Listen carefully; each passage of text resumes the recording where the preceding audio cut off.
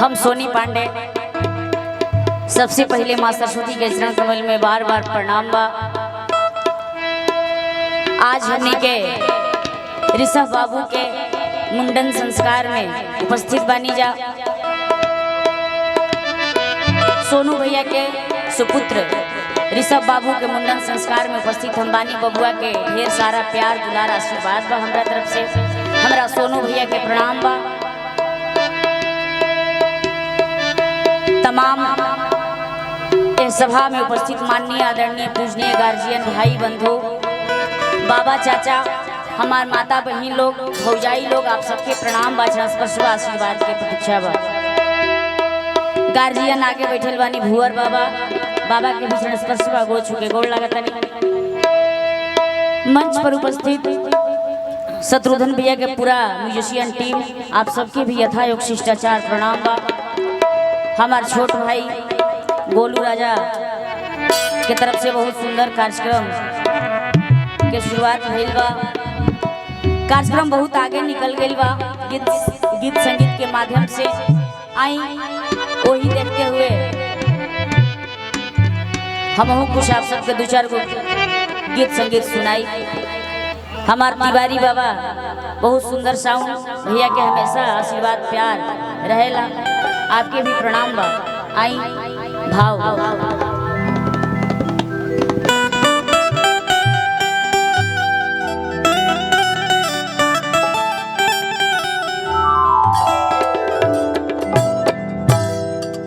एगो भक्त माई की याद कर तड़े माई से कह तड़े कैसे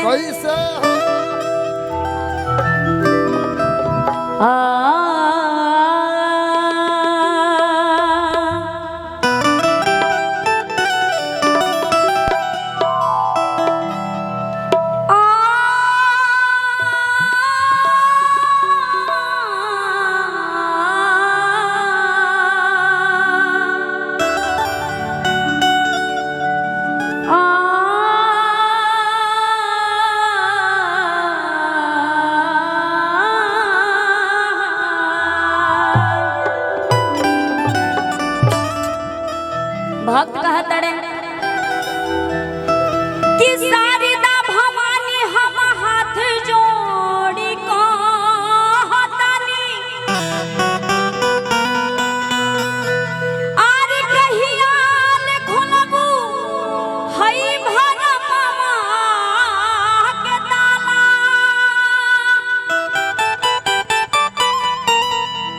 आरे बन के भिखारी माई हम आई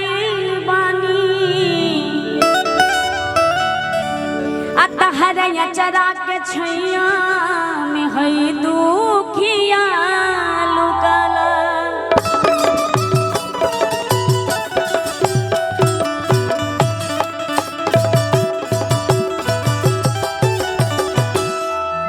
कार्यक्रम बहुत आगे निकल गई बा। तमाई के इतने हम याद करके सोहर के भाव में कार्यक्रम की शुरुआत करतनी। हमार सोनू वो भौजी ऋषभ बबुआ के आगे लेके मनावत तड़ी। कैसे सोहर के भाव बा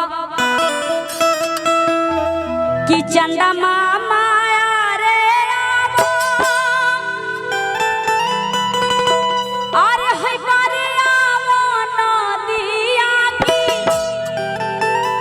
खुशी पूनम आ सोना नाम है। आ जाए पैसा मत गिनी ढेर पैसा मिलल बा। रुपया तो मिलल बा कि बोरा में तू लोग से ना बटो रही। संजय सिंह डॉन मझौंगा की तरफ से पुरस्कार बा। संजय सिंह ब्रांड 100 रुपया आपके तरफ से पुरस्कार बा। आपके यथायोग शिष्टाचार बा। भाव बका कि चंदा मामा